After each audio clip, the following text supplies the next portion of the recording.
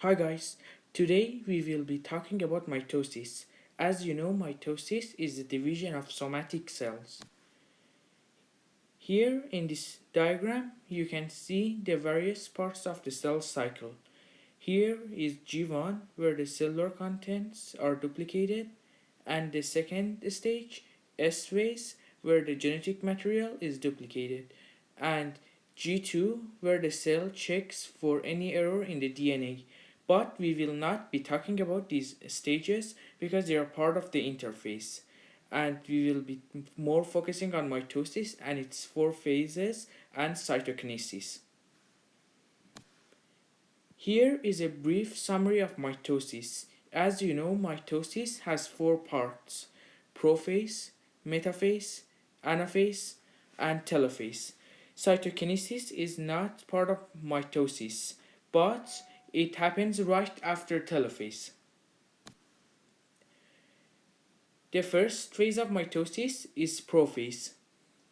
Prophase is when the nuclear membrane disappears and the genetic material condenses into chromatids, and centrioles began making spindle fibers. And on the top you can see the real diagram, and as you can see, the nuclear membrane is disappearing and you can see the chromosomes which are now condensed.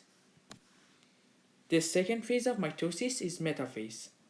Metaphase is when the chromosomes line up at the equator of the cell, and on the top picture of a real cell you can see that the chromosomes are lined up at this equator of the cell, so you know it's metaphase.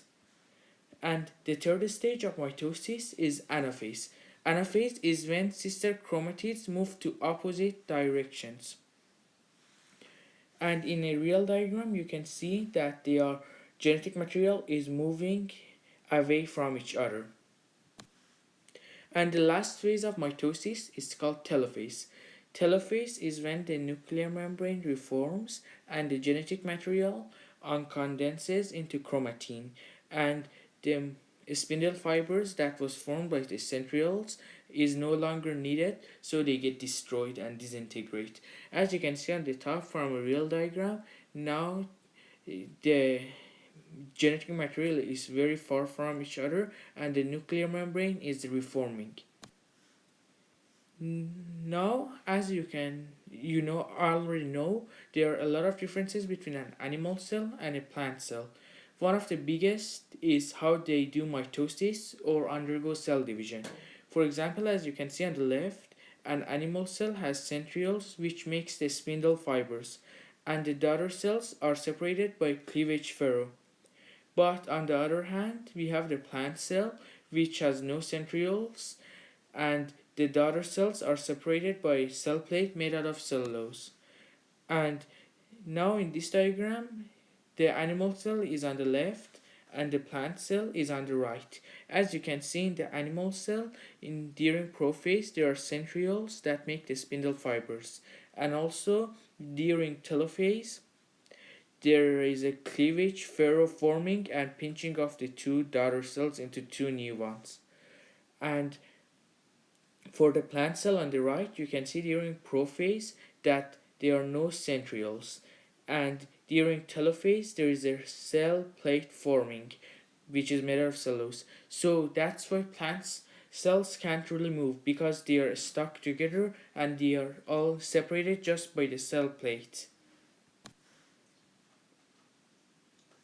Now you might be wondering why mitosis is important. First of all, mitosis is important because it allows an organism to grow, and secondly, it is important because it repairs damaged cells or tissue, and it replaces dead cells or tissue.